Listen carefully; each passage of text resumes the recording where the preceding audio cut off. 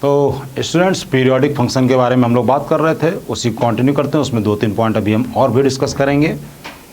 तो बात ये चल रही थी कि दो रैशनल फंक्शन का एलसीएम एग्जिस्ट करता है, दो इर्रेशनल फंक्शन का एलसीएम एग्जिस्ट कर भी सकता है, नहीं भी कर सकता है। लेकिन एक रैशनल फंक्शन हो और एक इर्रेशनल फंक्शन हो तो कभी एग्जिस्ट नहीं करेगा। अगर हम फंक्शन लें sin x√2 plus cos 2x√2, तो अब इसमें जो इसका एलसीएम लेना है, एलसीएम ऑफ इसमें आएगा 2π/√2 और इसका आएगा एंड 2π/2√2, मतलब ये हो गया 360 डिग्री /√2 एंड 180 डिग्री /√2। तो इसका जो एलसीएम आएगा, उसका जो एलसीएम आएगा वो आ गया 360 डिग्री /√2 का मतलब 2π/√2। तो इसका पीरियड 2π/√2 ये एग्जिस्ट कर रहा है। लेकिन अगर होगा sin x√2 plus cos 2x√3 तो ये does not exist.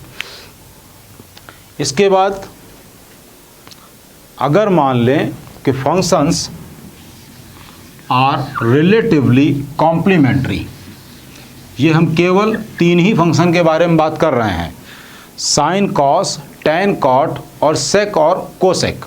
If the functions are relatively complementary means sine 90 minus theta cos theta होता है, tan 90 minus theta cot theta होता है और sec 90 minus theta cosec theta होता है, और फंक्शन इवन हो रहा हो, लाइक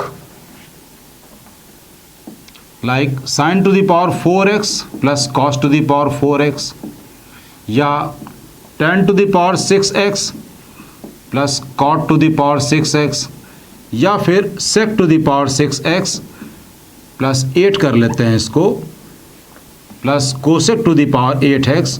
तो इसमें क्या होगा कि इसका पीरियड और इसका पीरियड जितना भी है उसका एलसीएम, उसका जो पहली बात तो ये कि साइन की पावर 4x का पीरियड है पाई और इसका ही पीरियड है पाई, तो इसमें LCM of pi and pi नहीं होगा बल्कि उसका भी आधा हो जाएगा। ये एक अच्छी प्रॉपर्टी है, बात ध्यान रखिएगा कि इसका पीरियड पाई है, इसका पीरियड पाई है, तो जो इन दोनों का कॉम्बिनेशन होगा और इसका इन दोनों का कॉम्बिनेशन जो आएगा एलसीएम वो आएगा पाई, लेकिन उसका भी आधा हो जाएगा π/2। इस केस में भी tan to the power 6x cot to the power 6x दोनों का पीरियड पाई है, लेकिन इसमें आधा हो जाएगा π/2 और इसमें भी π/2। अब इसके बाद sin x का जो भी पीरियड होगा, if period of fx is t, then period of e to the power fx greatest integer of fx या log of fx, ऐसे ही आप और भी बना सकते हैं कि fractional part of fx will also be t, but यहां पर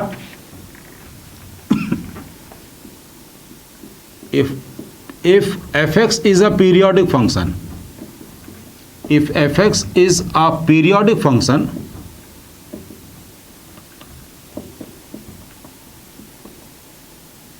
देन हम यहाँ पर लिखेंगे then e to the power f x log of f x mod of fx greatest integer of fx least integer of fx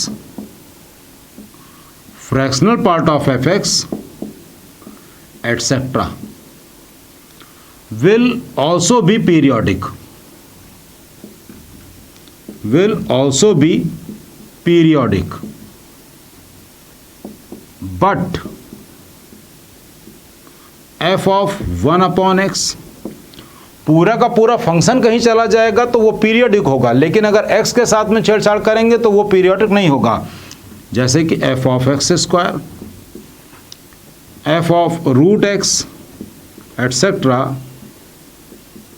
will not be periodic.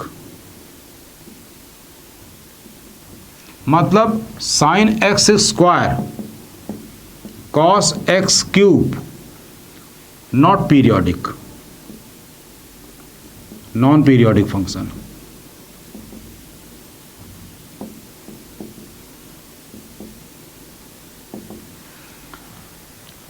फिर एक और property हम लोग करते हैं, एक और प्रॉपर्टी क्या, वो बहुत रेयर इंफॉर्मेशन है, बहुत रेयर इंफॉर्मेशन है कि क्वेश्चन हो अगर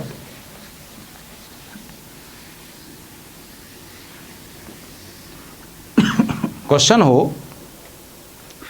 कि f x is equal to sine x और एक्स के बारे में दे रखा है कि -100 pi find period, find period. तो इसका सॉल्यूशन होगा, इसका सॉल्यूशन होगा 100 पाई, इसको 100 भी रख सकते थे, 100 पाई रख लिया। इसका सॉल्यूशन ये है, सॉल्यूशन से पहले एक इन्फॉर्मेशन अगर आपको पता है तो इसका आंसर आप डायरेक्टली बोलेंगे कि once the function is period, once the function is periodic, sorry, once the function is periodic it must be periodic throughout the number line from -∞ to +∞। अगर कोई फंक्शन पीरियोडिक है तो उसको पूरा -∞ से +∞ पूरा पीरियोडिक होना पड़ेगा। कहने का मतलब 99 पाई के बाद क्या होगा, 99 पाई के बाद फिर क्या होगा, तब तो ये पीरियोडिक नहीं रहा। तो ये non periodic function,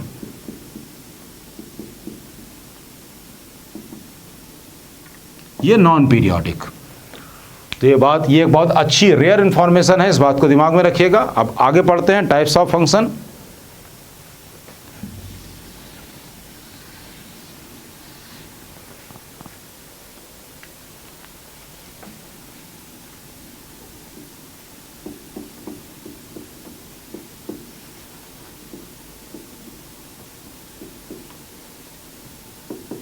types of function, दो तरह के फंक्शन होते हैं, एक होता है अलजेब्रिक और एक होता है ट्रांसेंडेंटल।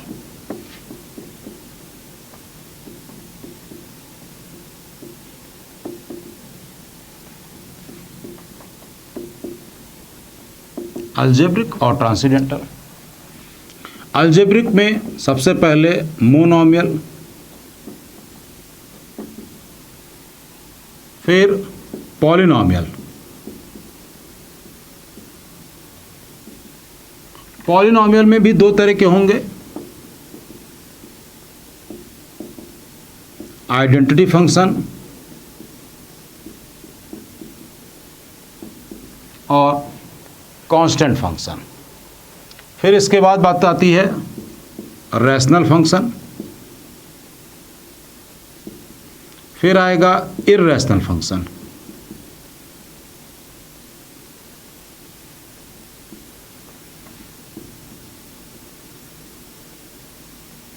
फिर इसके बाद आते हैं पीस वाइज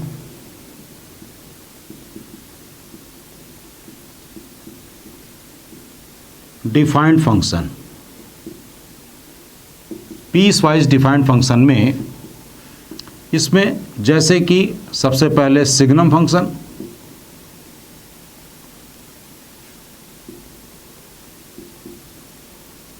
सिग्नम फंक्शन के बाद greatest integer function,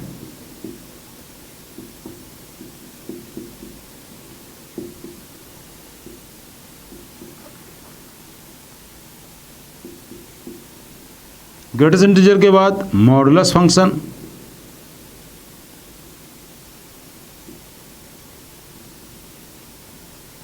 modulus function के बाद fractional function,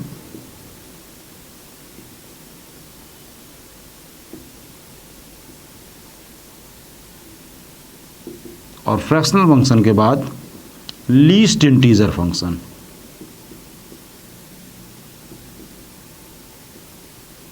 least integer function.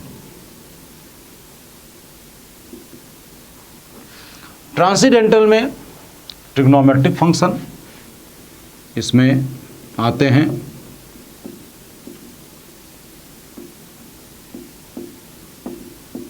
Trigonometric function, फिर आते हैं inverse trigonometric function,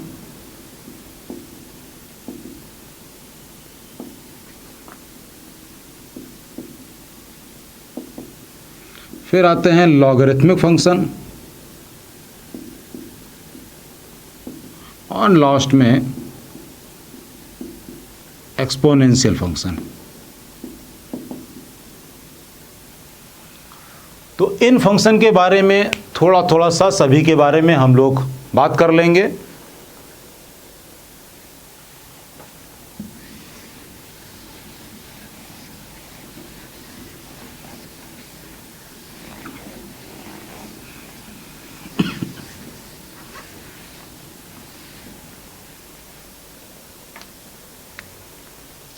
monomial,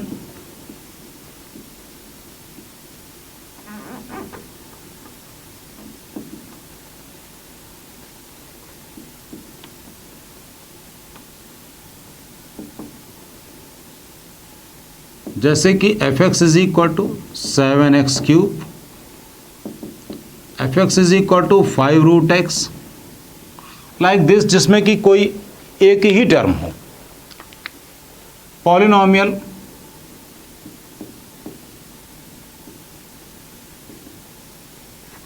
polynomial function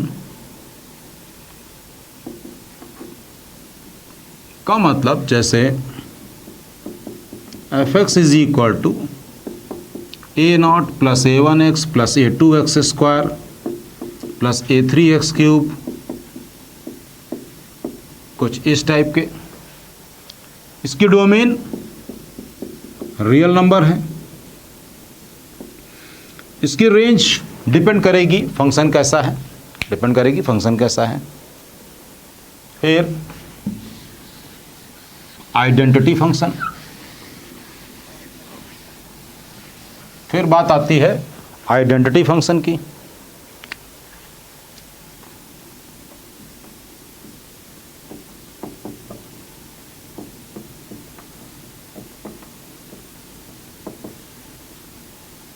identity function का मतलब F x is equal to X. Identity function का मतलब F x is equal to x.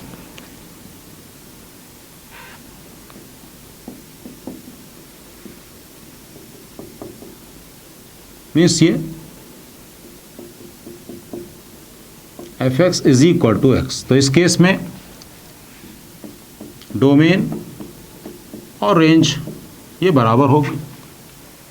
Constant function, अब constant function के बारे में बात करें।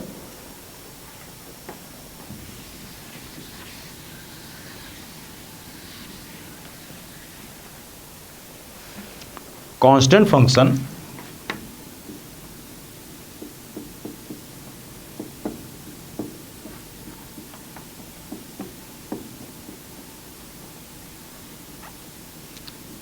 F x is equal to के।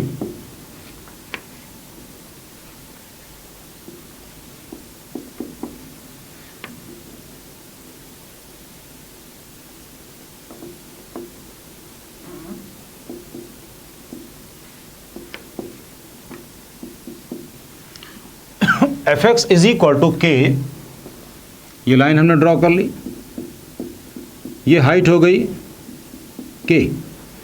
तो इस केस में x चाहे 10 हो तो y k मिलेगा, 20 हो तब भी k मिलेगा, -100 हो तब भी k मिलेगा। तो डोमेन इसकी रियल नंबर और रेंज k हो गई। कांस्टेंट फंक्शन में एक इंटरेस्टिंग एग्जाम्पल आपको बताते हैं। सबसे पहली बात तो ये कि अगर लिखा है e to the power log x, तो ये x होगा, मतलब e to the power ln x ये x होता है। मतलब कहने का अगर हो 3 to the power log 7 base 3 तो इट इज 7। अब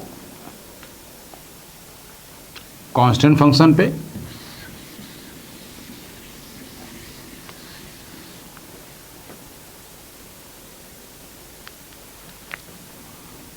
F x is equal to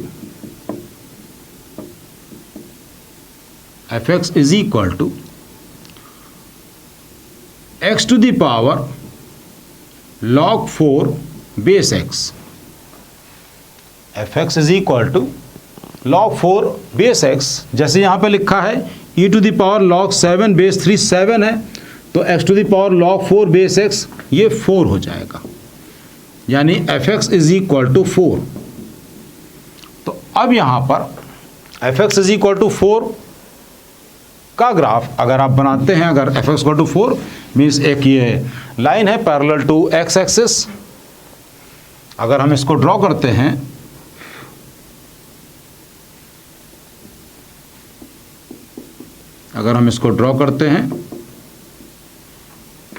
तो ये लाइन आ गई, ये आ गई f x is equal to 4, ये पॉइंट है 0,4, ये हमने बना लिया और इधर बना लिया। लेकिन इंटरेस्टिंग बात यह है कि ये जो 4 आया है, ये आया है इस फंक्शन से जिसमें कि x भी अपनी दखलंदाजी कर रहा है, और ये है log में है। तो पहली बात तो ये कि x की वैल्यू ग्रेटर देन 0 होनी चाहिए, एक बात, मतलब कहने का इसका जो ग्राफ होगा वो इस साइड बनेगा ही नहीं, एक बात। दूसरी बात ये x 0 से बड़ा होना चाहिए, इसका मतलब ये पॉइंट एक्सक्लूड होगा। इसके अलावा ये जो x है वो बेस में है, ये जो x है वो बेस में है, और हमको ये पता है कि log m बेस n ये होता है log m upon log n। तो n की वैल्यू 1 नहीं हो सकती है क्योंकि log 1 0 होता है, तो बेस n जो है वो 1 नहीं हो सकता, यानी यहाँ पे जो x है दैट कैन नॉट बी 1। तो मतलब ये अगर पॉइंट 1 है तो ये पॉइंट हमको एक्सक्लूड करना होगा, ये पॉइंट हमको एक्सक्लूड करना होगा। तो ये है एक्चुअल में इसका ग्राफ, y इक्वल टू 4 नहीं हम डायरेक्टली ड्रॉ कर देंगे। फिर आगे रैशनल फंक्शन,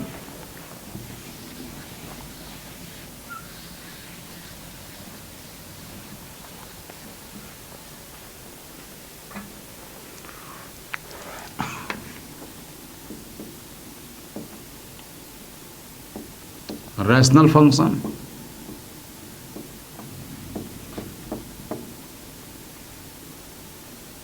रैशनल फंक्शन में जैसे f x is equal to x square plus 5x plus 1 upon plus 3, ये हो गया। कुछ भी इस टाइप से बना लेंगे, ये तो रैशनल फंक्शन होगा। Irrational function,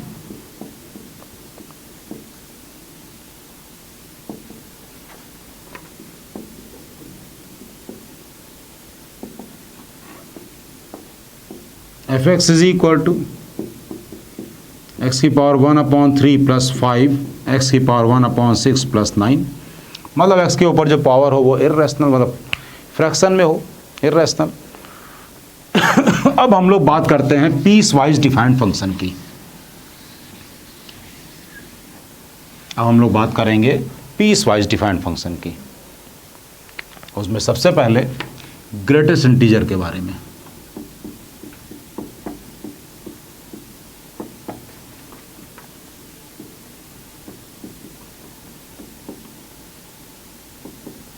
greatest integer function, इसको हम लोग स्टेप फंक्शन भी बोलते हैं।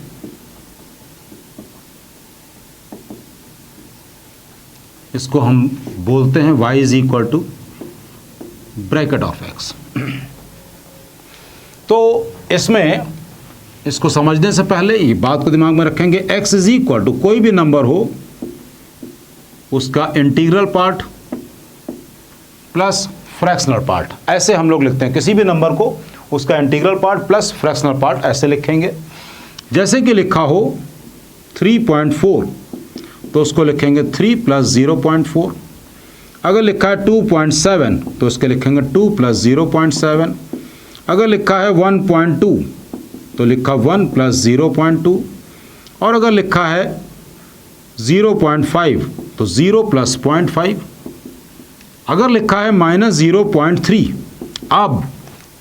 अब यहाँ पे ये बात ध्यान रखेंगे कि ये जो प्लस साइन है, ये जो प्लस साइन है ये जरूरी है, इट इज मस्ट, ये मस्ट है।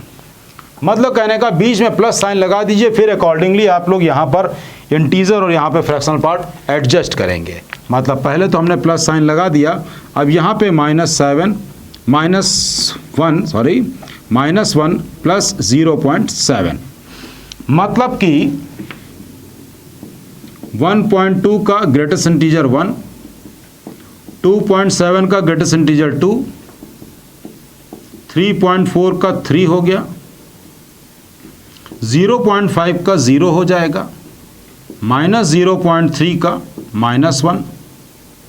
अब अगर लिखा हो -2.7 तो यहाँ -3 प्लस 0.3। अगर हो -5 तो -5 प्लस 0। मतलब लिखा हो 7 तो 7 प्लस 0।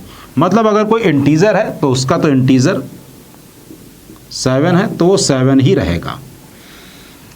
अब इस बात को हम लोग समराइज करें। समराइज का मतलब कि ग्रेटेस्ट इंटीजर ऑफ x की वैल्यू 0 होगी अगर x की वैल्यू 0 और 1 के बीच में हो, -1 होगी अगर x की वैल्यू -1 और 0 के बीच में हो, -2 होगी अगर x की वैल्यू -2 और -1 के बीच में हो, 1 होगी अगर x की वैल्यू 1 से 2 के बीच में हो, मतलब 1.1, 1.9 ये सब 1 ही होगा।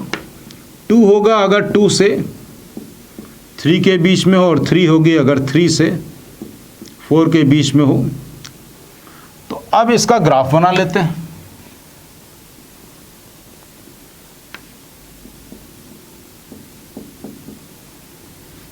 इसका ग्राफ बना लेते हैं। ये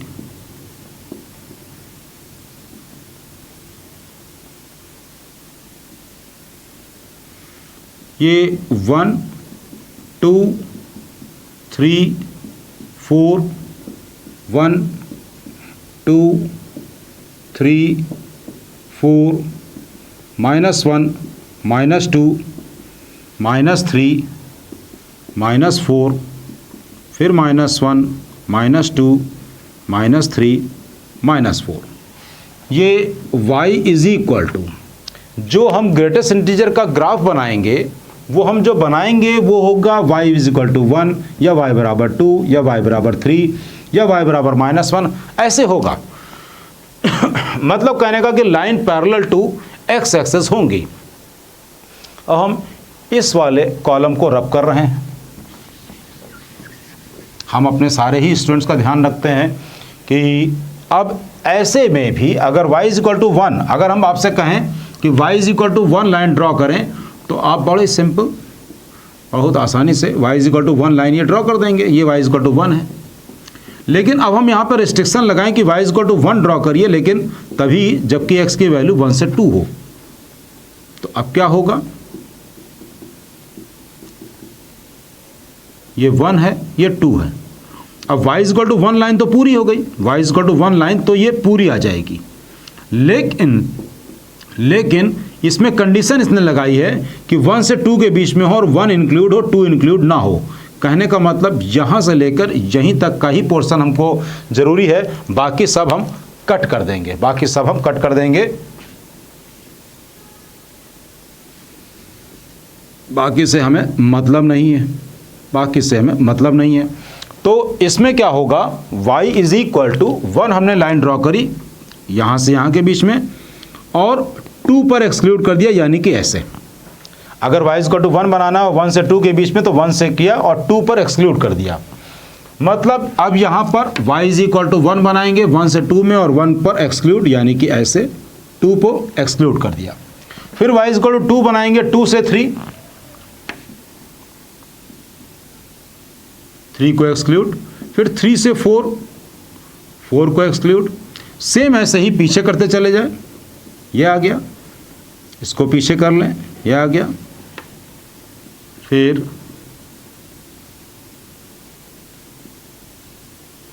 और इसी तरह से।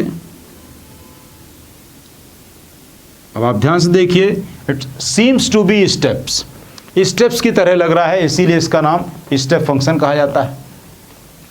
इसकी हम बात करें कि डोमेन, तो डोमेन की बात अगर हम करेंगे तो इसमें आप कुछ भी पुट करिए, कोई फर्क नहीं पड़ने वाला है। डोमेन में इसमें हम कुछ भी पुट करें, कुछ फर्क नहीं पड़ेगा।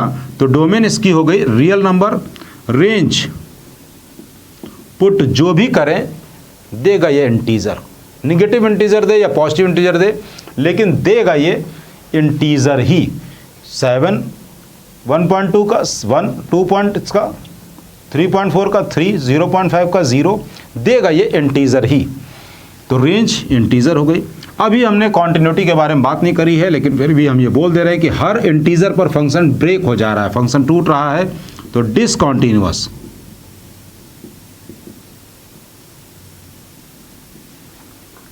For all x belong to integer, हर इंटीजर पर ये डिसकॉन्टिन्यूअस हो रहा है। अब आगे हम लोग बात करते हैं फ्रैक्शनल फंक्शन की।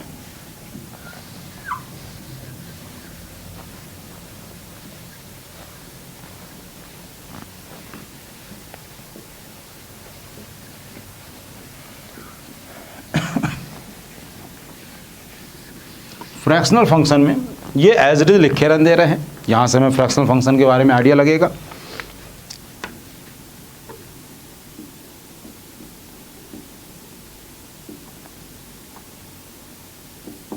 फ्रैक्शनल फंक्शन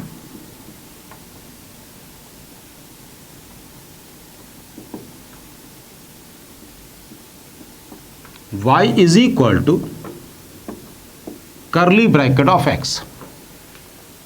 जैसा कि हमको यहां पर दिख रहा है कि 7 का फ्रैक्शनल पार्ट 0 है, 7 का फ्रैक्शनल पार्ट 0 है, 1.2 का फ्रैक्शनल पार्ट 0.2 है, 2.7 का फ्रैक्शनल पार्ट 0.7 है, 3.4 का फ्रैक्शनल पार्ट 0.4 है, -0.3 का फ्रैक्शनल पार्ट 0.7 है, -2.7 का फ्रैक्शनल पार्ट 0.3 है। तो फ्रैक्शनल पार्ट तो हम किसी का भी निकाल लेंगे, और अगर माइनस निगेटिव में कोई नंबर हो -2, इंटीजर अगर है तो उसका कोई रोल नहीं है, 0 हो जाएगा। अब हम यहां पर आपसे बात करें कि 0.1 का फ्रैक्शनल पार्ट 0.1, 0 का भी 0, 0.2 का फ्रैक्शनल पार्ट भी 0.2, 0.9 का फ्रैक्शनल पार्ट भी 0.9। तो यहाँ से इससे अगर आप थोड़ा गौर करें, इससे अगर हम थोड़ा गौर करें तो अगर नंबर 0 और 1 के बीच में है, अगर नंबर 0 और 1 के बीच में है तो x की कोई भी वैल्यू हम इसमें डालें या y is equal to x में डालें, कोई फर्क तो नहीं पड़ेगा। तो कहने का मतलब y is equal to x होगा अगर x की वैल्यू 0 से 1 हो, फ्रैक्शनल पार्ट ऑफ x और x दोनों इक्वल होंगे, फ्रैक्शनल पार्ट ऑफ x और x इक्वल होंगे। आते हैं इसके ग्राफ पे, फिर और कुछ खास बातें समझेंगे।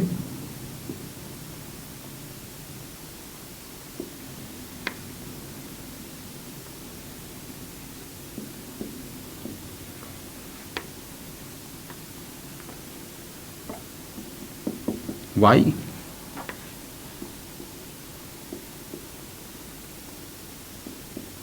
फिर फ्रैक्शनल पार्ट ऑफ x, जहां तक हम यहां से दिख रहा है या तो 0 है या 0.7 है, मतलब कहने का निगेटिव नहीं है, निगेटिव नहीं होता है फ्रैक्शनल पार्ट ऑफ x। इसकी वैल्यू 0 से 1 के बीच में होती है, इसकी वैल्यू 0 से 1 के बीच में होती है। ये हमने मान लिया 1 है, ये 1 मान लिया, इसको 2 ले लिया, फिर 3, 4, -1, -2 और -4। अब इस केस में हमने जैसा कि बोला कि जब x की वैल्यू 0 से 1 हो, 0 से 1 हो तो y is equal to fractional part of x का ग्राफ ना बनाकर हम y is equal to x का बना देंगे। y is equal to x का मतलब हो गया लाइन थ्रू ओरिजिन और 45 डिग्री एंगल बने, और 1 पर कह रहा है एक्सक्लूड है तो हमने 1 पे एक्सक्लूड कर दिया। बात बिल्कुल समझ में आ रही है हमने क्यों किया, क्योंकि x की वैल्यू 0 से 1 के बीच में चाहे इसमें रखें चाहे इसमें रखें, बात एक ही है। 0.2 का फ्रैक्शनल पार्ट 0.2, 0.9 का 0.9 है, 0 का भी 0 है, तो जो नंबर अंदर रख रहे हैं वही नंबर बाहर निकल कर आ रहा है, तो काहे के लिए हम फ्रैक्शनल पार्ट ऑफ x के अंदर रखें, हमने इसी में रख दिया। अब हम यहाँ पर आपसे दूसरी बात पूछेंगे दूसरी बात हम ये पूछेंगे कि अब हम पूछे कि 1.1 का फ्रैक्शनल पार्ट कितना है, तो आप कहेंगे 0.1। 1.1 का फ्रैक्शनल पार्ट 0.1, हमने इसमें 1 ऐड कर दिया। 2.1 का फ्रैक्शनल पार्ट फिर आया 0.1, फिर 1 ऐड कर दिया 3.1 का 0.1, फिर 1 ऐड कर दिया 4.1 का 0.1। तो ये क्या हो रहा है, हम 1 ऐड कर रहे हैं and we are getting same value. ऐसा तो पीरियोडिक फंक्शन में पढ़ा था कि if you get the same function by adding some positive number, अगर हम कुछ नंबर ऐड करने के बाद अगर हमको सेम नंबर मिल रहा है तो इसका मतलब कि वो फंक्शन एक पीरियोडिक फंक्शन हो गया, और उसका पीरियड क्या हो गया, जो नंबर आप ऐड कर रहे हैं, जो मिनिमम नंबर आप ऐड कर रहे हैं, तो मिनिमम नंबर क्या ऐड कर रहे हैं 1। इसका मतलब इस फ्रैक्शनल पार्ट ऑफ x का जो पीरियड है वो 1 है। और once we know the period का मतलब हो गया जैसे कि sin x का पीरियड होता है 2 पाई, तो इसका मतलब 0 से 2 पाई के बीच में वो जैसा बिहेव करेगा वैसा ही 2 पाई से 4 पाई, 4 पाई से 6 पाई, और अपने आगे पीछे tan x का पीरियड होता है पाई, तो 0 से पाई के बीच में जो भी ग्राफ बनेगा वही पाई से 2 पाई, 2 पाई से 3 पाई ऐसे बनेगा। तो मतलब कहने का 0 से 1 के बीच में हम ग्राफ बना चुके हैं। सेम यही ग्राफ, बजाय इसके और दिमाग लगाने के हम सेम यही ग्राफ लेफ्ट राइट इसको हम बनाते, कॉपी कर दें, सेम यही ग्राफ हमने इधर उधर बना दिया।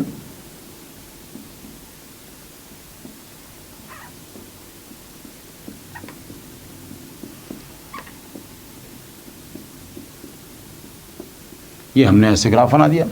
अब यहाँ पर इसकी डोमेन की बात करें तो जो मन करे पुट करिए, मना थोड़ी ना करेगा कुछ, आप चाहे 100 पुट करिए चाहे 100 करोड़ पुट करिए, कुछ भी पुट कर दें, डोमेन रियल नंबर, लेकिन ये छान के जो देगा वो 0 से 1 ही होगा। फिर ये भी हर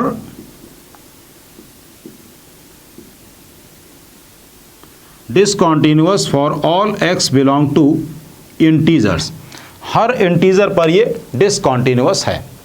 तो ये बात हो गई हमारी फ्रैक्शनल फंक्शन की। अब आते हैं मॉडुलस फंक्शन।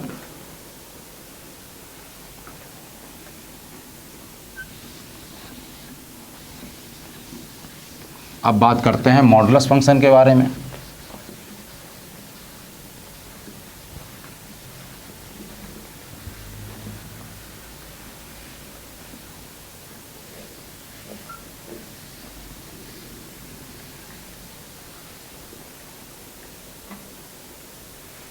मॉडुलस फंक्शन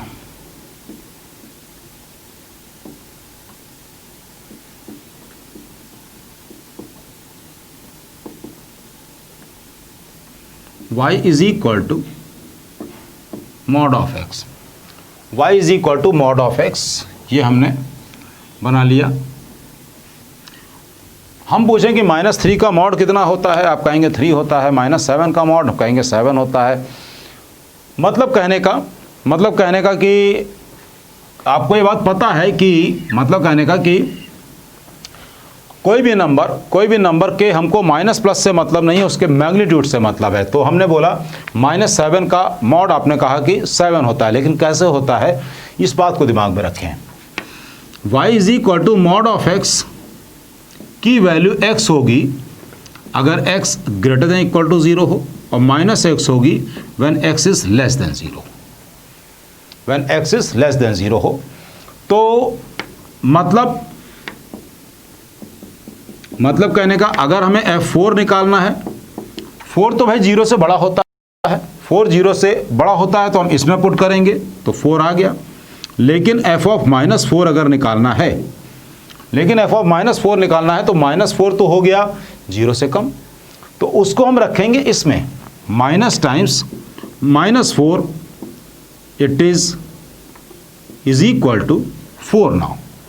तो -4 का मॉड कैसे 4 होता है, इससे तो ये बात दिमाग में रखेंगे। अब हमको y is equal to X बनाना है जब x की वैल्यू 0 से ज़्यादा हो। तो y is equal to x line अगर हमको केवल बनानी होती तो वो लाइन तो ये हो जाएगी, ये हो गई y is equal to x. और हमको लेकिन बनाना है कि x की वैल्यू 0 या 0 से ज़्यादा हो, यानी कि ये पोर्शन हम नहीं लेंगे, अब कह रहा है कि y is equal to -x बनाओ, तो लीजिए y is equal to -x बना दिया।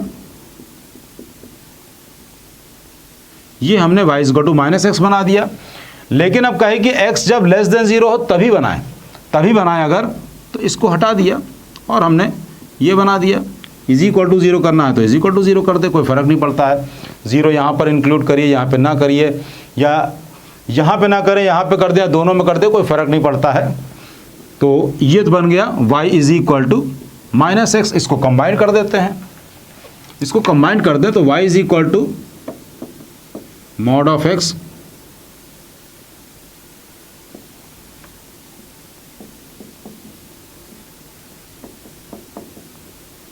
का ग्राफ,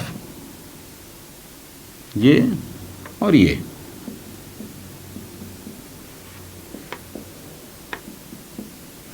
अब इस केस में इसकी डोमेन की बात करें, जो मन करे पुट करिए, कोई फ़र्क नहीं पड़ता है। हर चीज़ का मॉड मिलेगा, यहाँ पे हर चीज़ का मॉडुलस मिल जाएगा, हर कोई नंबर का मॉडुलस मिल जाएगा, लेकिन जो रेंज मिलेगी वो आपको 0 से ऊपर ही मिलेगी। 0 भी मिल सकती है, 0 से ऊपर ही मिलेगी। और ये फंक्शन हर जगह पर कॉन्टिन्यूअस है, continuous for all x belong to real number.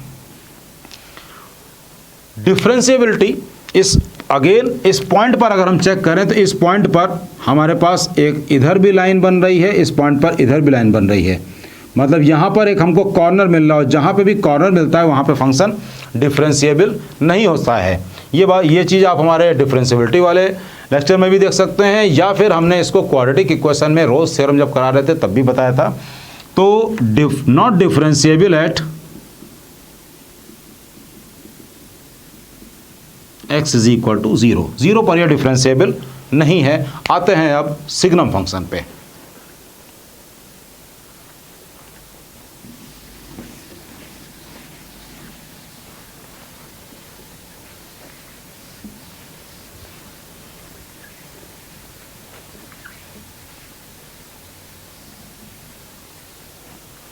Signum function. Signum function एक स्पेशल फंक्शन है, स्पेशल फंक्शन है और ये केवल और केवल 3 वैल्यूज़ के लिए डिफाइन है। इसके बारे में बड़ा ही इंटरेस्टिंग चीज़ें हैं, इसको हम लोग बढ़िया से डिस्कस कर लेंगे।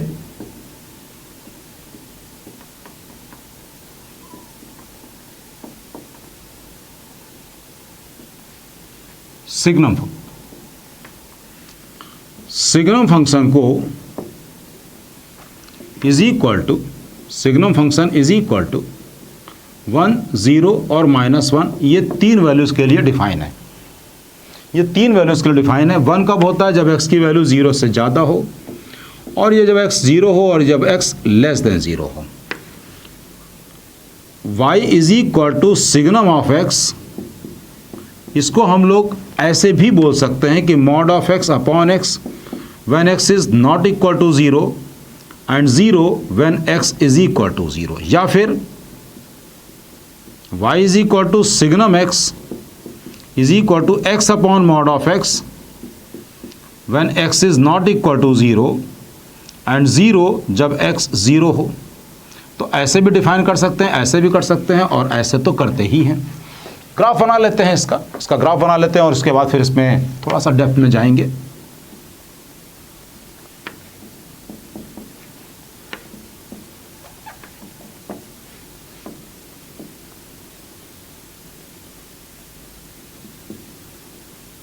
इसका ग्राफ बनाते हैं। ये पॉइंट है 0, ये पॉइंट है 0, तो इसमें, और ये पॉइंट को 1 मान ले रहे हैं, इस पॉइंट को -1 ले लिया। तो इसमें कह रहा है signum y is equal to 0, y is equal to 0 जब x की value 0, y is equal to 0 पे x की वैल्यू 0 है, तो इसका मतलब 0,0, एक तो ये पॉइंट हो गया। फिर कह रहा है कि y इज इक्वल टू 1 है जब x 0 से बड़ा हो, जब x 0 से बड़ा हो यानी कि 0 ना हो, तो ये लाइन बन गई। y इज इक्वल टू -1 यानी कि नीचे लाइन बनेगी, लेकिन x नेगेटिव हो, x नेगेटिव बाईं ओर होता है, ये लाइन बन गई। तो ये हो गया इसका ग्राफ, सिग्नम x का ग्राफ ये बन गया। y is equal to signum x का हमने ग्राफ बना लिया।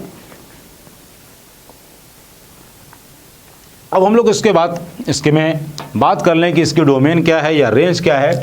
तो डोमेन की बात अगर हम करें तो पुट सब कुछ किया गया है, x इज ग्रेटर देन 0 भी है, x 0 भी है और x लेस देन 0 भी है। तो डोमेन तो इसकी रियल नंबर है, लेकिन रेंज की बारे में बात करें अगर, तो रेंज हमको ये केवल 3 ही वैल्यूज दे रहा है, -1, 0 और 1। कॉन्टिन्यूटी की और डिसकॉन्टिन्यूटी की बात है तो discontinuous only at x is equal to 0, only at x is equal to 0, केवल x इक्वल टू 0 पर ही डिसकॉन्टिन्यूअस है। अब हम इसमें 2 एग्जाम्पल करेंगे, सिग्नम log x और एक करेंगे सिग्नम e⁻x। हैं तो बहुत सारे, लेकिन हम बस केवल 2 में ही आपको बता देते हैं, फिर आपको एक आइडिया लग जाएगा।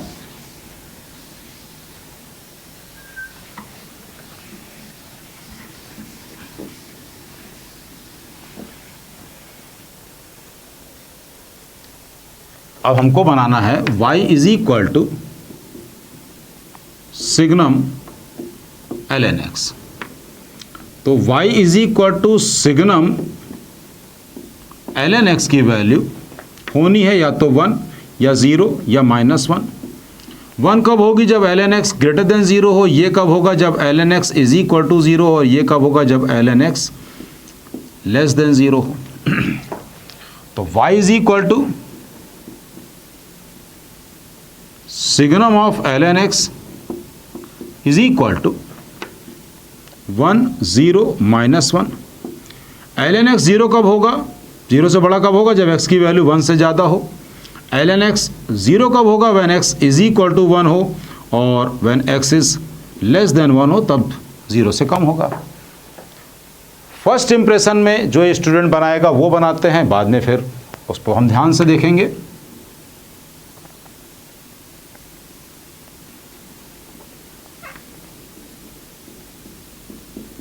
ये y, origin negative y negative x, ये पॉइंट 1 हमने ले लिया, और ये 1 ले लिया, और ये -1 ले लिया। अब हम इसका ग्राफ बना रहे हैं। y इज इक्वल टू 0 बनाना है जब x की वैल्यू 1 हो। जब x की वैल्यू 1 है तो y इज इक्वल टू 0, ये बना लिया हमने। अब कह रहा है कि x की वैल्यू 1 से ज़्यादा है तो y इज इक्वल टू 1 बनाए। x की वैल्यू 1 से ज़्यादा है तो y इज इक्वल टू 1 बनाए, और 1 एक्सक्लूड है तो ये आ गया। फिर इसके बाद कह रहा है कि x की वैल्यू अगर 1 से कम है तो y, तो -1 बनाए। ओके, -1 बना दिया, ये हमने बना दिया। अब यहाँ पे ये फर्स्ट इंप्रेशन में स्टूडेंट ऐसे ही बनाता है, लेकिन हमने यहाँ पर जो वो गलती करता है x लेस देन 1 तो इट्स ओके, बट x जो है वो ln के अंदर वाला पार्ट है, और ln के अंदर, लॉग के अंदर कोई भी चीज़ होगी वो 0 तो हो ही नहीं सकती है, 0 के बड़ी होगी, 0 से बड़ी होगी। तो ये आपने देख लिया कि दिस ग्राफ इज रॉन्ग, ये गलत है, ये गलत है, क्योंकि ये वैल्यूज़ के लिए तो ये डिफाइन ही नहीं है। तो अब करेक्ट क्या है, ये आपने देख लिया है। अब करेक्ट क्या है, करेक्ट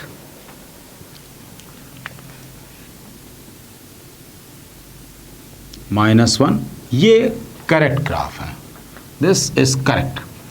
ओके, तो जहां तक इसकी कॉन्टिन्यूटी डिसकॉन्टिन्यूटी की बात है, तो डिसकॉन्टिन्यूअस ये 1 पर है, 0 तो डिफाइन ही नहीं है, 0 तो डिफाइन ही नहीं है। एक और ग्राफ बना लेते हैं, signum of e to the power x। एक और ग्राफ बनाते हैं, y is equal to signum of e to the power x। एक स्पेशल टाइप का ये ग्राफ होगा कि y is equal to signum e की पावर x हो या y इज इक्वल टू 1 हो, ऐसा कुछ कहीं कोई सिमिलरिटी तो नहीं है, देखते हैं। y is equal to signum e to the power x की वैल्यू, चलिए signum y is equal to signum e to the power x की वैल्यू 1 होगी, 0 होगी या -1 होगी। 1 होगी जब e की पावर x ग्रेटर देन 0 होगा, और 0 होगी जब e की पावर x 0 हो, और ये कब होगी, जब e की पावर x लेस देन 0 हो। इस केस में अगर हम बात करें तो हम कहेंगे नॉट पॉसिबल, नॉट पॉसिबल। अगर हम क्यों, क्योंकि e की पावर x कभी नेगेटिव तो हो नहीं सकता है, तो भाई e की पावर x 0 भी तो नहीं हो सकता है, नॉट पॉसिबल। और ये कब होगा, जब x belong to real number हो। e की पावर x तो हमेशा ही, e की पावर x तो हमेशा ही ग्रेटर देन 0 रहता है। तो यानी कि ये केवल और केवल एक ही वैल्यू के लिए डिफाइन है,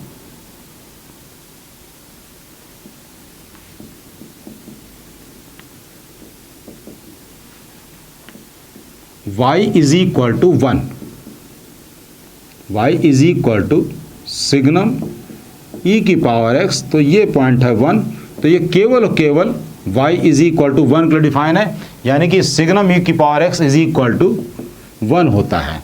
तो ये एक स्पेशल केस है, बढ़िया याद कर सकते हैं। तो आपको स्टूडेंट आइडिया लग गया है कि अगर सिग्नम ऑफ व्हाटएवर भी, तो कैसे उसका हम लोग ग्राफ ड्रॉ करेंगे। अब एक लास्ट इसमें आता है लीस्ट इंटीजर फंक्शन।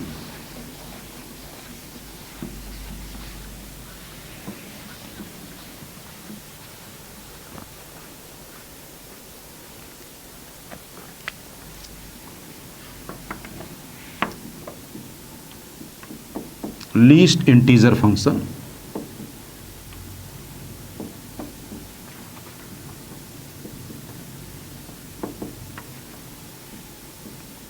इसको y इज इक्वल टू ऐसे रिप्रेजेंट करते हैं, या y इज इक्वल टू ऐसे भी लिखते हैं। इसको हम लोग बोलते हैं सीलिंग ऑफ x। तो लीस्ट इंटीजर ऑफ 2.3 अगर हम करेंगे तो वो ऊपर 3 हो जाएगा। जैसे ग्रेटेस्ट इंटीजर 2 हो जाता है, ये 3 हो जाएगा।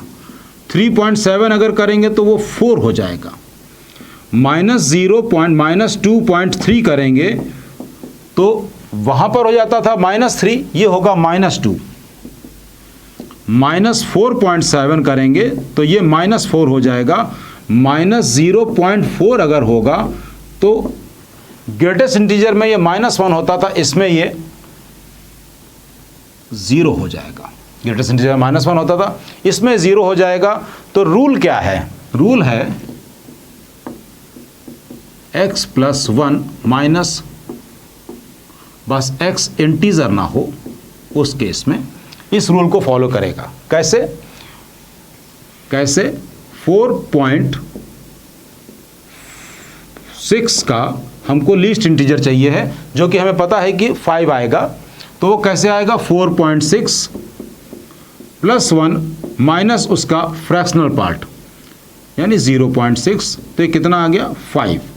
इसी तरह से 5.3 हो तो 5.3 का सीलिंग हम यहाँ इसको सीलिंग ऑफ एक्स क्यों बोलते हैं? क्योंकि इसका ऊपर वाला पार्ट हम पकड़ लेते हैं, इसका ऊपर वाला पार्ट पकड़ लेते हैं। तो ये इसके हम करेंगे तो 5.3 + 1 माइनस 0.3, तो ये आ गया 6। -5.4 करेंगे अगर तो -5.4 + 1, और 5.4 का अगर हम 5.4 का फ्रैक्शनल पार्ट देखेंगे, 5.4 का अगर हम फ्रैक्शनल पार्ट देखेंगे तो ये -5.4 ये हो गया -4.4। -5.4 को अगर हम इसका, तो ये इसका आएगा कितना? -4 आएगा। बात को ध्यान रखिएगा। -5.4 + 1 अगर हम करेंगे तो ये आ जाएगा -4.4, -4.4 आएगा। अब -4.4 में हम कितना यहाँ पर ऐड करें? -5.4 हमने लिख दिया है। -5.4 में अब हम कितना ऐड करें कि ये हमको -5 दे? ये बात सोचनी है आपको, ये बात सोचनी है। तो -5 देने के लिए यहाँ पर इसको कितना करना पड़ेगा? अब स्टूडेंट आप तक सोचिए, हम इसको नेक्स्ट बनाते हैं। इसमें y इज इक्वल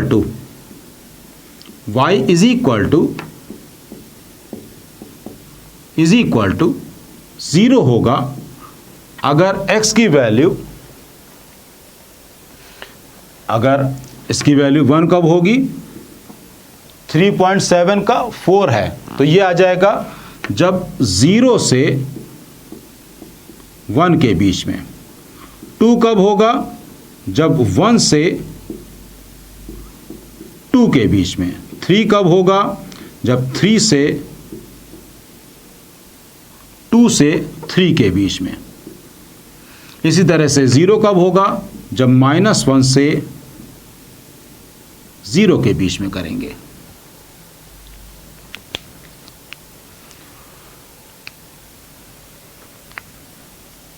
अब इसका ग्राफ बना लेते हैं।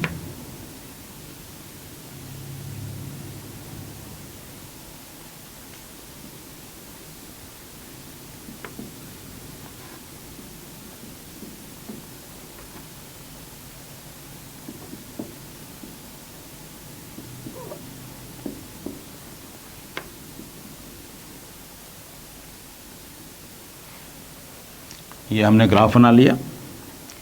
ये 1, फिर 2, फिर 3, ये 4, ये 1, इधर 2, ये 3, फिर -1। स्टूडेंट्स जो भी हमारे वीडियो देख रहे हैं उनको हमने एक छोटा सा काम भी दे रखा है, आई थिंक उन लोगों ने पूरा कर लिया होगा। ओके, तो यहाँ पर क्या कह रहा है? x + 1 यानी कि -5.4 + 1 माइनस फ्रैक्शनल पार्ट ऑफ -5.4। अगर हम पूछें कि फ्रैक्शनल पार्ट ऑफ -5.4 कितना है तो क्या आएगा? 0.6। तो ये आ गया 1 माइनस 0.6, तो 1 माइनस 0.6 का मतलब कितना हो गया?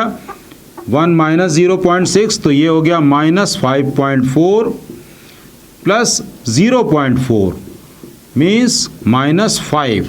तो स्टूडेंट क्लियर हो गया कि अगर कोई भी पॉइंट -7.3 है, इसका अगर हमको लीस्ट इंटीजर निकालना है तो -7.3 प्लस 1 माइनस 0.3 का फ्रैक्शनल पार्ट, -7.3 का फ्रैक्शनल पार्ट 0.7, तो -0.7, तो ये आ गया -7.3 प्लस 0.3 मीन्स -7।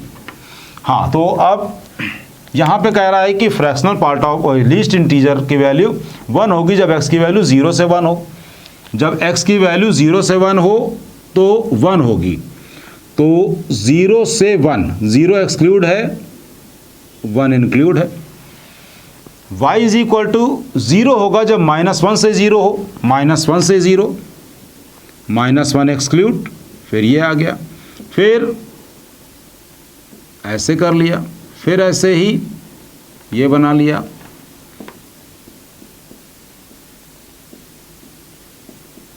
और इसी को ही आगे बढ़ाते चले जाएंगे।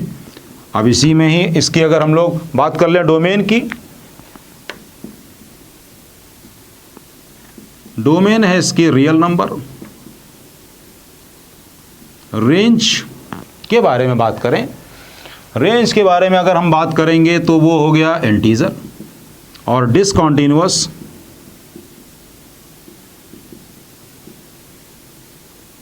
For all x belong to integers. तो okay students, I think function के बारे में हमने काफ़ी ज़्यादा एलोबरेट कर दिया है। अभी हमको इसके अलावा भी अभी लॉग और एक्सपोनेंशियल फंक्शन अभी हम और करेंगे, देन उसके बाद इनवर्स पढ़ेंगे, फिर इसकी प्रॉब्लम्स करेंगे।